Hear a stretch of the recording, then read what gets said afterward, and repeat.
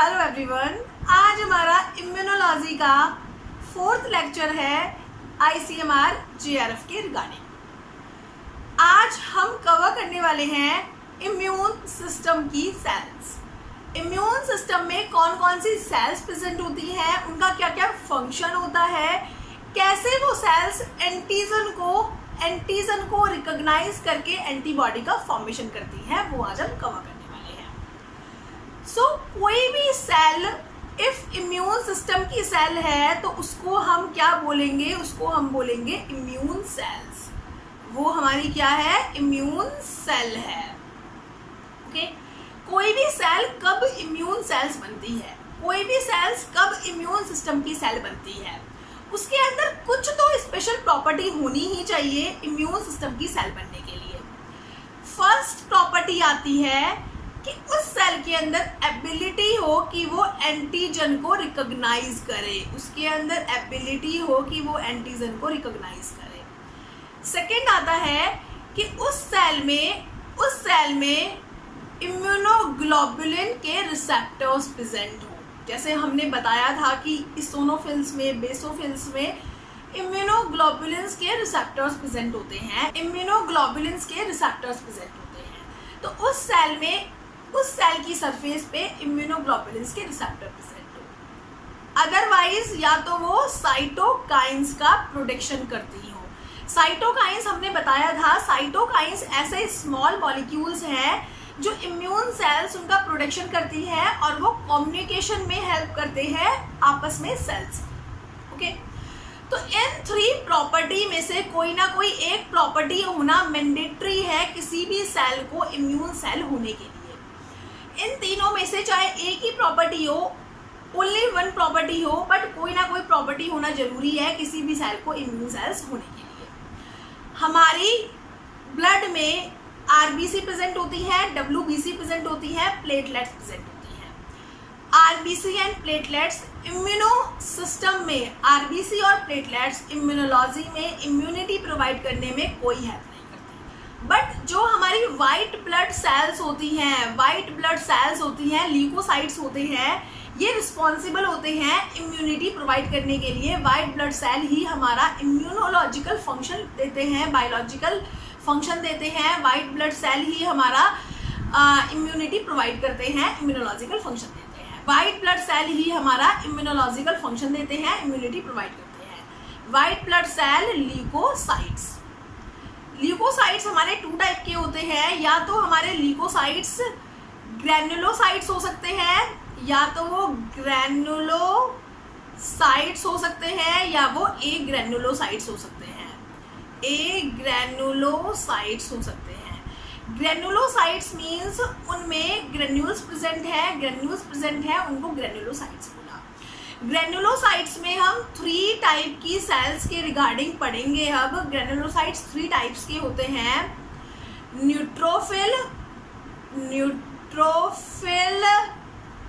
Basophil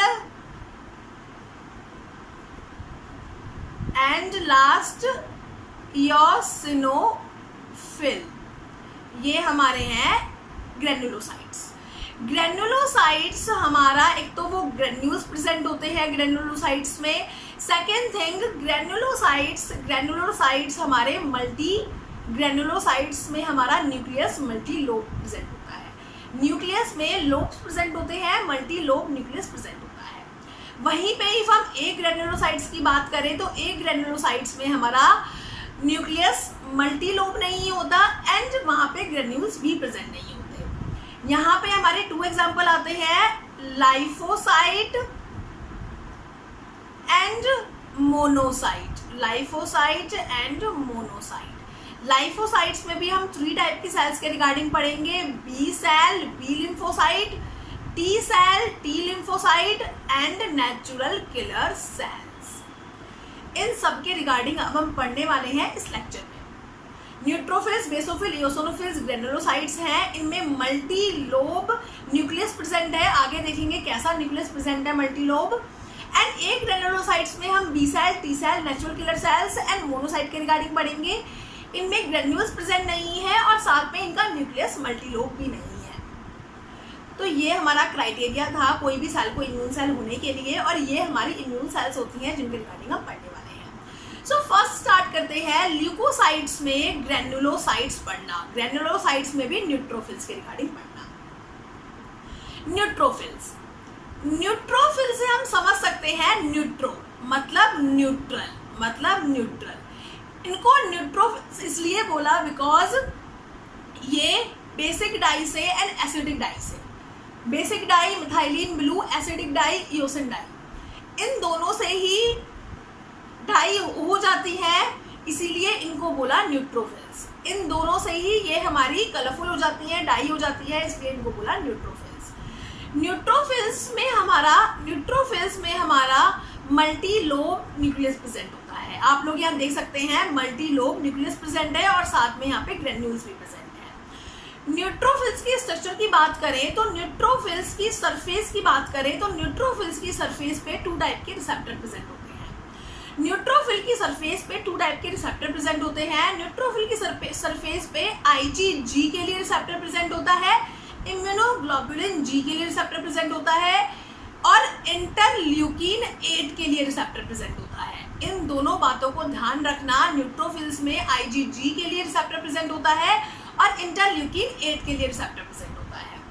if हम neutrophils की बात करें तो न्यूट्रोफिल्स हमारी मल्टीलोब है, ग्रेन्यूल्स प्रेजेंट है, न्यूट्रल एक सेल है जो एसिडिक और बेसिक से डाई हो जाती है, इसीलिए इसको बोला न्यूट्रोफिल्स। एसिडिक डाई से भी स्टेन हो जाती है और बेसिक डाई से भी स्टेन हो जाती है। अब आता है न्यूट्रोफिल्स का फंक्शन क्या है। न्यूट्रोफिल्स का फंक्शन क्या है, हमारी स्किन है, हमारी स्किन में कहीं भी इंजरी हो गई, हमारी स्किन में कहीं भी इंजरी हो गई, सेल्स इंजर्ड हो गई है, सेल्स हमारा इंटरल्यूकिन 8 का प्रोडक्शन करना स्टार्ट कर देंगी, इंटरल्यूकिन 8 का प्रोडक्शन होना स्टार्ट हो जाएगा। एंड इंटरल्यूकिन 8 का रिसेप्टर किसके पास प्रेजेंट है, न्यूट्रोफिल्स के पास। मीन्स अब जैसे जैसे कंसंट्रेशन न्यूट्रोफिल्स की आएगी, जैसे जैसे यहाँ पे हायर कंसंट्रेशन है, फिर दूर होते होते कम कंसंट्रेशन हो रही है, तो कीमोटैक्सिस फॉलो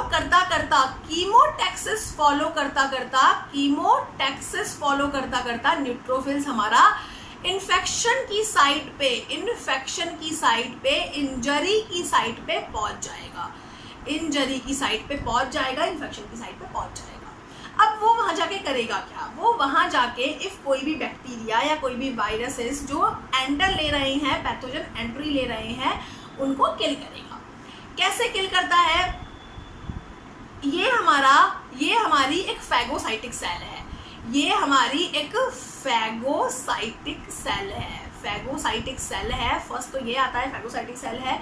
सेकंड ये किल कर सकती है हमारा, इसमें जो ग्रेन्यूल्स प्रेजेंट हैं उनमें हमारा बैक्टीरियासाइडल प्रोटीन प्रेजेंट है, दैट इज डिफेंसिन, जो बैक्टीरिया में पोर क्रिएट करती है, बैक्टीरिया को किल कर देती है। और जब ये फैगोसाइटोसिस करते हैं तो ये अपने आप को एपोप्टोटिक पाथवे फॉलो करके एपोप्टोसिस कर लेते हैं। मतलब न्यूट्रोफिल्स हमारी इन्फेक्शन की साइड पे जाती है, वहाँ पे कोई भी एंटीजन होता है, वो एंट्री लेता है, तो वहाँ पे वो एंटीबॉडी के थ्रू बाइंड होके देन हमारा क्या बना लेती है, हमारा फैगोसाइट हो जाता है। न्यूट्रोफिल फैगोसाइट कर लेता है एंटीजन एंटीबॉडी स्ट्रक्चर को और हमारा देन अपने आप को एपोप्टोसिस में ले जाता है, इससे एंटीजन का रिमूवल हो जाता है बॉडी से। वैसे तो न्यूट्रोफिल्स की जो हाफ लाइफ की बात करें वो हमारी 5 to 6 डे है, बट जैसे ही ये एंटीजन एंटीबॉडी को फैगोसाइट कर लेगी, फैगोसाइटोसिस करेगी, ये अपने आप को किल कर लेगी, एपोप्टोसिस कर लेगी, अपने आप को किल कर लेगी। तो ये होती है हमारी न्यूट्रोफिल्स का फर्स्ट तो फंक्शन यही है कि वो हमारा सबसे पहले इन्फेक्शन की साइट पे जाती है, सबसे पहले इंजरी की साइट पे न्यूट्रोफिल्स पहुंच जाती है। न्यूट्रोफिल्स हमारी पस में प्रेजेंट होती है। इफ हम पस की बात करें तो पस में हमारा न्यूट्रोफिल्स प्रेजेंट होती है अबंडेंट अमाउंट में। ओके, ये है न्यूट्रोफिल्स। सेकेंड आती है हमारी cells basophils. Basophil cell basic dye से स्टेन होती है, मिथाइलिन ब्लू से स्टेन होती है, बेसिक डाई से स्टेन होती है, दैट इज मिथाइलिन ब्लू, इसीलिए इसको बोलते हैं बेसोफिल्स। इसमें हमारा multilobe structure, multilobe nucleus present होता है। एंड बेसोफिल की सरफेस की बात करें, बेसोफिल सेल की बात करें, तो बेसोफिल सेल में हमारा इम्यूनोग्लोबुलिन ई के लिए रिसेप्टर प्रेजेंट होता है। इम्यूनोग्लोबुलिन ई के लिए रिसेप्टर प्रेजेंट होता है। न्यूट्रोफिल्स में इम्यूनोग्लोबुलिन जी के लिए था, यहाँ पे इम्यूनोग्लोबुलिन ई के लिए रिसेप्टर प्रेजेंट होता है। जब भी हमारा कोई भी एलर्जन आता है वो बाइंड होता है इम्यूनोग्लोबुलिन ई से, और इम्यूनोग्लोबुलिन ई हमारा बाइंड होता है रिसेप्टर से, तो हमारा बेसोफिल एक्टिव हो जाती है। अब एक्टिव होने के बाद ये एलर्जिक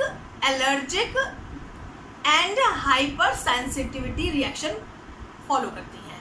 क्या करती है ये? Allergic and hyper sensitive reaction follow करती है। होता क्या है, इनमें जो ग्रेन्यूल्स प्रेजेंट है उन ग्रेन्यूल्स में हमारा हिस्टामीन एंड हिपैरिन प्रेजेंट है। वहाँ के ग्रेन्यूल्स में क्या था? वहाँ के ग्रेन्यूल्स में हमारा डिफेंसिन था, जो कि हमारा बैक्टीरियोसाइडल प्रोटीन है।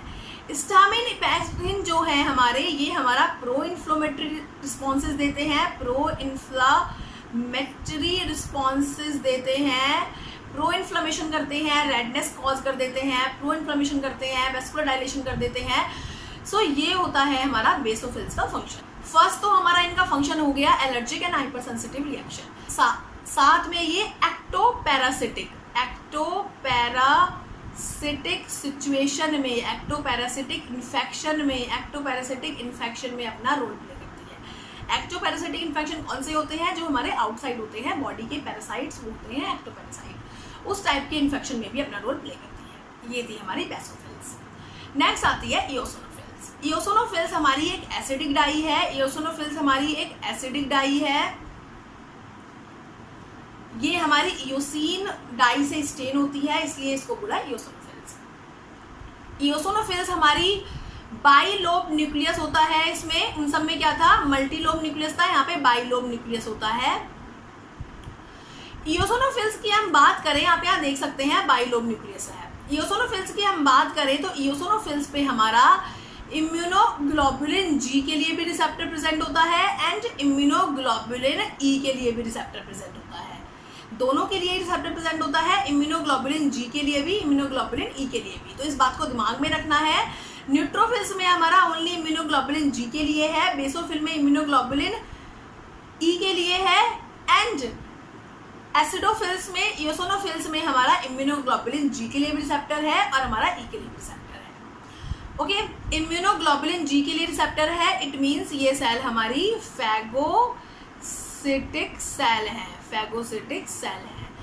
इम्यूनोग्लोबुलिन ई के लिए रिसेप्टर है तो मीन्स ये हमारा एलर्जिक रिएक्शन भी करती है, एलर्जिक रिएक्शन में भी रिस्पॉन्सिबल होती है, एंड हाइपर सेंसिटिविटी के ड्यूरिंग भी एक्टिव हो जाती है। साथ में इनका एक और फंक्शन आता है, दैट इज एंडोपैरासिटिक इन्फेक्शन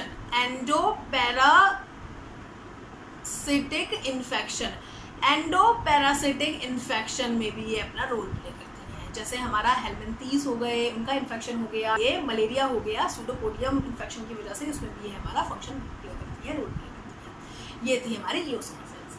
ये थी हमारी ग्रेनुलोसाइट्स, एसिडोफिल, बेसोफिल, इओसोनोफिल्स। नेक्स्ट आती है हमारी ए ग्रेनुलोसाइट्स में हमारा आती हैं लाइफोसाइट, जिसमें हम B cell, T cell, natural killer cell से पढ़ते हैं।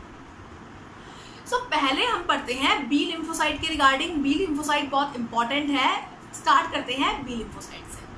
बी लिम्फोसाइट्स हमारी 20 to 40% ल्यूकोसाइट्स, 20 to 40% ल्यूकोसाइट्स हमारी बी लिम्फोसाइट्स हैं। 20 to 40% ल्यूकोसाइट्स हमारी बी लिम्फोसाइट्स हैं। साथ में ये हमारा एंटीबॉडीज का प्रोटेक्शन करती है, जिसकी वजह से एंटीजन किल हो जाता है, जिसकी वजह से एंटीजन डिटॉक्सिफाई हो जाता है, न्यूट्रलाइज हो जाता है। एंड ये स्पेसिफिसिटी प्रोवाइड करती है एंड मेमोरी प्रोवाइड करती है। अब तक हमने जितनी भी सेल्स पढ़ी उनमें कोई स्पेसिफिसिटी प्रोवाइड नहीं करती थी, वो जो भी एंटीजन आता था उसको किल कर देती थी। बट यहाँ पे ये एक स्पेसिफिसिटी प्रोवाइड करती है, उसी के अकॉर्डिंग एंटीबॉडी का फॉर्मेशन करती हैं और फिर उस एंटीजन को टारगेट करती हैं। साथ में इनमें मेमोरी सेल का फॉर्मेशन भी होता है। बी सेल जब भी हमारा एंटीजन के अगेंस्ट वर्क करती हैं तो हमारा मेमोरी सेल का फॉर्मेशन होता है, जिससे कि वो एंटीजन इफ नेक्स्ट टाइम आए तो बहुत ईजिली हमारी बॉडी उससे डील कर ले। स्पेसिफिसिटी फंक्शन होता है और ये मेमोरी सेल प्रोवाइड करती है। इफ यहाँ पे हम बी लिम्फोसाइट्स का, बी सेल का स्ट्रक्चर देखें अच्छे से, तो बी लिम्फोसाइट का स्ट्रक्चर आता है हमारा, ये हमारी बी लिम्फोसाइट है। मैंने आपको जब इम्यूनोग्लोबुलिन्स पढ़ाया था उसमें बताया था कि इम्यूनोग्लोबुलिन्स हमारी प्रेजेंट होती हैं सेल के सरफेस पे भी। तो हमारा IgM एंड IgD हमारी प्रेजेंट होती हैं बी लिम्फोसाइट में। इसके साथ साथ हमारा यहाँ पे 2 सेल सरफेस रिसेप्टर प्रेजेंट होते हैं, दैट इज IG अल्फा और IG beta and IG beta. साथ में हमारा बी लिम्फोसाइट्स में हमारा MSC सेकेंड भी प्रेजेंट होती है। वो क्या होती है उसके रिगार्डिंग आगे बात करेंगे। और साथ में बी लिम्फोसाइट में हमारा CD19 भी प्रेजेंट होता है। अब आप बोलेंगे CD क्या है? CD means cluster of differentiation, that is CD19। Cluster of differentiation 19 हमारा यूनिकनेस प्रोवाइड करता है, एक आइडेंटिटी प्रोवाइड करता है बी लिम्फोसाइट्स को, बिकॉज CD19 सिर्फ और सिर्फ हमारा कहाँ प्रेजेंट होता है? बी लिम्फोसाइट में, और कहीं प्रेजेंट नहीं होता। साथ में यहाँ पे और भी CD प्रेजेंट होते हैं, CD80, CD40, फुल सरफेस पे हमारे CD प्रेजेंट होते हैं। क्लस्टर ऑफ डिफरेंशिएशन ये हमारी प्रोटीन्स होती हैं, सेल सरफेस प्रोटीन्स होती हैं जो कि सेल की सरफेस पे प्रेजेंट होती हैं। अब बात करें बी सेल रिसेप्टर की बात करें तो बी सेल रिसेप्टर में IgM एंड IgD आते हैं। IgM एंड IgD मिला के हमारा बी सेल रिसेप्टर बनाते हैं। And IgM IgD plus IG alpha and beta, ये सब मिलके बनाते हैं बी सेल रिसेप्टर कॉम्प्लेक्स बनाते हैं। अब ये होता क्या है? IgM एंड IgD आपको पता है क्या होती है? IgM and IgD monomeric form में प्रेजेंट होती है, सेल सरफेस इम्यूनोग्लोबुलिन्स है, ये हमारा बी सेल रिसेप्टर बनाते हैं। बट यहाँ पे इफ हम बात करें IG अल्फा की और IG बीटा की, तो IG alpha and IG beta signal transducing protein है।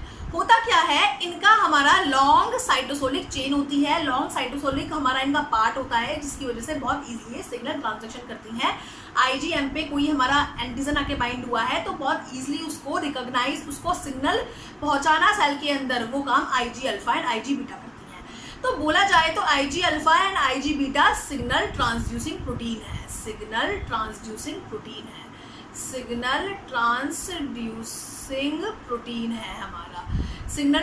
प्रोटीन है तो हमारा बी सेल रिसेप्टर के साथ सिग्नल ट्रांसड्यूसिंग प्रोटीन मिलती है, तो उसको बोलते हैं B cell receptor complex.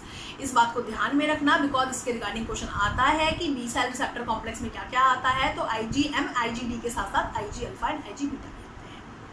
Okay, एक इम्पॉर्टेंट बात, बी लिम्फोसाइट हमारा बी लिम्फोसाइट का प्रोडक्शन एंड मैच्यूरेशन सब कुछ हमारा बोन मैरो में होता है। बी लिम्फोसाइट का प्रोडक्शन भी एंड मैच्यूरेशन भी दोनों ही हमारा कहाँ होता है? बोन मैरो में होता है। उसके बाद ये सेल हमारी प्रेजेंट होती है ब्लड में और वेट करती है एंटीजन के आने का। जब तक एंटीजन नहीं आता इसको हम बोलते हैं नेव बी सेल। जब तक एंटीजन नहीं आता इसको बोलते हैं नेव बी सेल। जब एंटीजन आएगा, ये एंटीजन से बाइंड होगी, देन क्या क्या होगा अभी हम पढ़ेंगे। जब हम एंटीजन प्रेजेंटेशन पढ़ेंगे उसमें हम पढ़ेंगे ये सब। यहाँ पे हमें बताया गया है कि कैसे हमारी बी सेल प्रेजेंट होती है ब्लड में। नेव बी सेल की तरह प्रेजेंट होती हैं जब तक वो एंटीजन से इंटरेक्ट नहीं करती। और ये हमारी प्रॉपर्टीज है, मैंने बहुत ही स्पेसिफिक और कांस्टेंट कुछ ही प्रॉपर्टीज लिखाई हैं जो बिल्कुल इंपॉर्टेंट हैं एग्जाम्स के लिए, आईसीएमआर एग्जाम्स के लिए। सो इन सबको आप पढ़ के जाएं।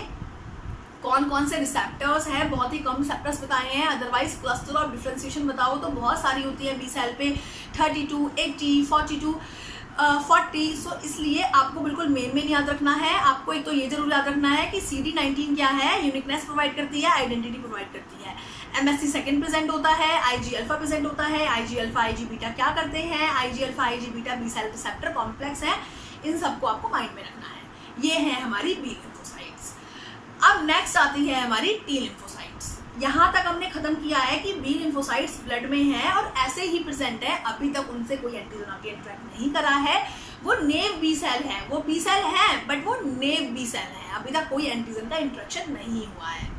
ओके, अब हम पढ़ेंगे टी लिम्फोसाइट्स के रिगार्डिंग। देन हम बी और टी के फंक्शन, जस्ट टी के बाद बी और टी का फंक्शन करेंगे, तो हम पढ़ेंगे कि कैसे कैसे एंटीजन आया और बी और टी सेल एक्टिवेट हुई, उन्होंने अपना फंक्शन स्टार्ट किया। उससे पहले हम जानते हैं टी लिम्फोसाइट्स के रिगार्डिंग। टी लिम्फोसाइट्स क्या होते हैं? टी लिम्फोसाइट्स भी हमारे प्रेजेंट होते हैं ब्लड में। टी लिम्फोसाइट्स की कंसंट्रेशन ज़्यादा होती है as compare to B lymphocytes. B lymphocytes हमारे 20% है तो टी लिम्फोसाइट्स हमारे 80% होते हैं। ओके, टी लिम्फोसाइट्स का प्रोडक्शन बोन मैरो में ही होता है, बट इनका जो मैच्योरेशन है वो हमारा थाइमस में होता है, थाइमस कहाँ प्रेजेंट होता है? Above the heart. Above the heart हमारा थाइमस प्रेजेंट होता है। ओके, अब टी लिम्फोसाइट के स्ट्रक्चर की हम बात करें तो टी लिम्फोसाइट में हमारा जो टी लिम्फोसाइट का रिसेप्टर है वो होता है हमारा अल्फा एंड बीटा। यहाँ पे इम्यूनोग्लोबुलिन्स नहीं होती, अल्फा एंड बीटा होता है। एंड यहाँ पे हमारा CD2 होता है, CD3 होता है, CD5 होता है, CD7 होता है। अल्फा एंड बीटा हमारा रिसेप्टर है, टी सेल रिसेप्टर है। CD3 जो है, CD3 हमारा सिग्नल ट्रांसड्यूसिंग प्रोटीन है, जैसे हमारा बी सेल में हमारा क्या था, IG alpha and IG beta, उसी तरीके से ये हमारी सिग्नल ट्रांसड्यूसिंग प्रोटीन है हमारा। तो हमारा अल्फा एंड बीटा रिसेप्टर बनाते हैं, but alpha beta and CD3 मिलके हमारा रिसेप्टर कॉम्प्लेक्स बनाते हैं, नेक्स्ट आता है हमारा CD5 क्या है? CD5 हमारी यूनिकनेस प्रोवाइड करती है, मार्कर है टी लिम्फोसाइट का, आइडेंटिटी प्रोवाइड करती है, बिकॉज CD5 सिर्फ और सिर्फ हमारा टी लिम्फोसाइट में प्रेजेंट है और किसी में प्रेजेंट नहीं है। यहाँ तक समझ में आ गया? अब क्या होता है, यहाँ पे एक डिफरेंट बात आती है जो हमारी डिफरेंट है बहुत ज़्यादा बी सेल से। होता क्या है, फर्स्ट थिंग तो ये डिफरेंट आती है कि अल्फा एंड बीटा के साथ साथ हमारे गामा एंड डेल्टा रिसेप्टर भी होते हैं। अल्फा एंड बीटा के साथ साथ हमारे गामा एंड डेल्टा रिसेप्टर भी होते हैं, बट हम gamma and delta receptor mention इसलिए नहीं करते बिकॉज 95% सेल्स में हमारा अल्फा एंड बीटा रिसेप्टर होते हैं, ओनली 5% ऐसी सेल्स होती हैं जिसमें गामा एंड डेल्टा रिसेप्टर होते हैं। अल्फा एंड बीटा की जगह गामा एंड डेल्टा रिसेप्टर होते हैं, वही हमारे टी सेल रिसेप्टर होते हैं। मतलब एक तरीके से देखा जाए तो टी सेल रिसेप्टर 2 टाइप्स के हैं, अल्फा एंड बीटा और gamma and delta, but gamma and delta बहुत ही कम टी सेल्स में प्रेजेंट होते हैं। ओके, सेकेंड जो डिफरेंट बात आती है वो आती है जो टी लिम्फोसाइट है हमारी, ये हमारी 2 टाइप की है। ये हमारी TH लिम्फोसाइट है, TC लिम्फोसाइट है। Helper T cell, H means helper T cell है, और नेक्स्ट हमारी साइटोटॉक्सिक टी सेल है, ओके। अब इनमें डिफरेंस क्या है, ये कैसे 2 टाइप की T cells T lymphocytes present है। होता क्या है, हमारा TH सेल में हमारा एक क्लस्टर ऑफ डिफरेंशिएशन प्रेजेंट होता है, दैट इज CD4 हमारा प्रेजेंट होता है, बट यदि वहाँ पे हम TC सेल की बात करें तो उसमें हमारा CD8 प्रेजेंट होता है। तो मीन्स टी लिम्फोसाइट्स के पास 2 क्लस्टर ऑफ डिफरेंशिएशन है CD4 CD8। कभी भी ऐसा नहीं होगा कि एक ही टी लिम्फोसाइट में दोनों ही क्लस्टर ऑफ डिफरेंशिएशन प्रेजेंट हो। कुछ में हमारे प्रेजेंट होंगे CD8, तो उनको हम TC सेल बोलेंगे और उनको हम क्या बोल सकते हैं, CD8 पॉजिटिव सेल, और इनको हम बोल सकते हैं CD4 positive cell. T8 cell को बोल सकते हैं CD4 positive cell, CD8 cell को TC सेल को बोल सकते हैं CD8 positive cell. Okay, CD4 and CD8। Okay, TH and TC cell में रेशियो देखा जाए तो 2:1 में प्रेजेंट होती हैं TH एंड TC सेल। मतलब हमारी TH सेल डबल होती हैं as compare to TC cell. Means हमारी मोस्टली सेल्स में हमारा क्या प्रेजेंट है, CD4 प्रेजेंट है, CD4 मार्कर प्रेजेंट है, रिसेप्टर प्रेजेंट है, प्रोटीन प्रेजेंट है सेल के सरफेस पे। बट कुछ सेल्स में, TC सेल्स में हमारा CD8 भी प्रेजेंट है, CD8 भी प्रेजेंट है। सो ये हमारी 2 बातें थी जो डिफरेंट थी T एंड B में, बिल्कुल मेन डिफरेंट थी। बिकॉज अब तक हम कंपेरिजन करते आए हैं उनका प्रोडक्शन, मैचुरेशन, रिसेप्टर कॉम्प्लेक्स का। बट यहाँ पे हमारी टी लिम्फोसाइट 2 टाइप की होती है, TH और TC, और हमारा 2 टाइप के रिसेप्टर प्रेजेंट होते हैं, T receptor, alpha beta gamma delta. Okay, अब तक हमने ग्रेनुलोसाइट सेल्स पढ़ी थी, उनका हमने फंक्शन पढ़ा था। बट यहाँ पे हमने अभी टी लिम्फोसाइट्स का एंड बी लिम्फोसाइट्स का फंक्शन नहीं पढ़ा है। अभी हमने फंक्शन नहीं पढ़ा है, इसका फंक्शन हम नेक्स्ट वीडियो में कवर करेंगे, बिकॉज उसके लिए टाइम चाहिए होगा। टी लिम्फोसाइट्स कैसे एक्ट करती है, बी कैसे एक्ट करती है, कैसे आपस में उस पर डिपेंड होती है, ये सब। नेक्स्ट आती है हमारी नेचुरल किलर सेल्स। लाइफोसाइट्स हमारी 3 टाइप्स की थी, B lymphocyte, T lymphocytes and natural killer cells. तो चलते हैं नेचुरल किलर सेल्स। नेक्स्ट आती है हमारी natural killer cell. Natural killer sales,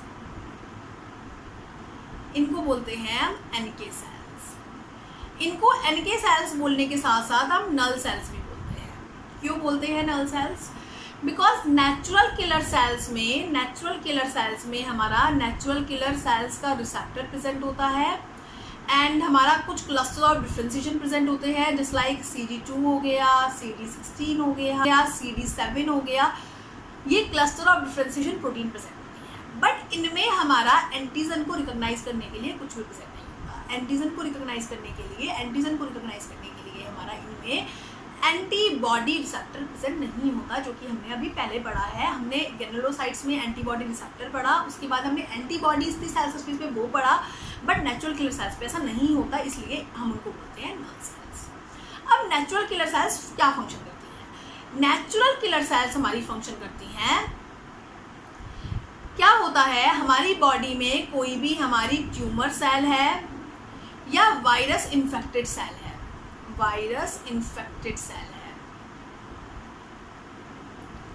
tumour cell है या वायरस इन्फेक्टेड सेल्स है, नेचुरल किलर सेल्स उस सेल को रिकॉग्नाइज कर लेती हैं रिसेप्टर के थ्रू, NK रिसेप्टर के थ्रू नेचुरल किलर सेल्स उसको रिकॉग्नाइज कर देती हैं। एंड नेचुरल किलर सेल्स में हमारा नेचुरल किलर सेल्स रिलीज करती हैं परफॉरिन, एंजिग्रेना एंजाइम। ये हमारे पोर क्रिएटिंग प्रोटीन है, ये हमारा पोर क्रिएटिंग प्रोटीन है।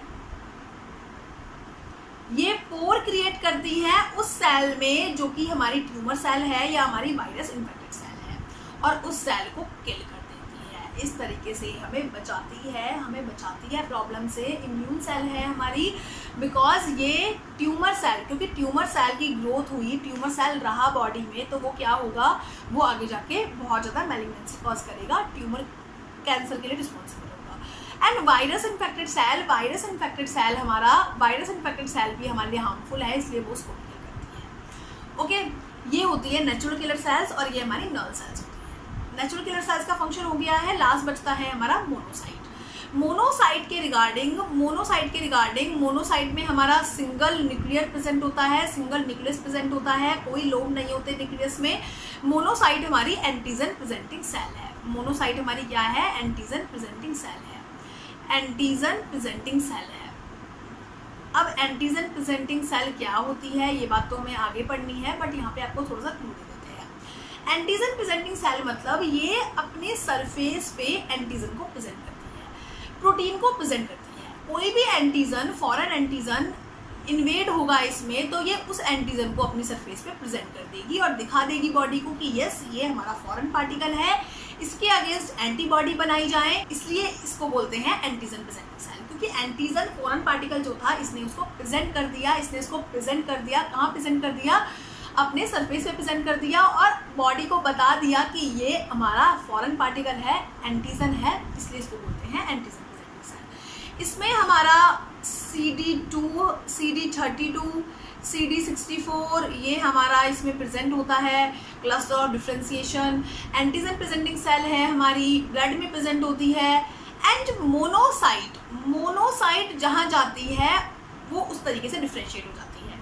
जैसे मोनोसाइट हमारी मसल में जाएगी तो वो मैक्रोफेज बन जाएगी, मोनोसाइट हमारी ब्रेन में जाएगी तो माइक्रोग्लियल सेल बन जाएगी, मोनोसाइट हमारी ब्रेन में जाएगी तो माइक्रोग्लियल सेल बन जाएगी, किडनी में जाएगी तो मेसेंजियल सेल बन जाएगी। तो हमारे मोनोसाइट के डिफरेंट फंक्शन होते हैं। मोनोसाइट जैसे जैसे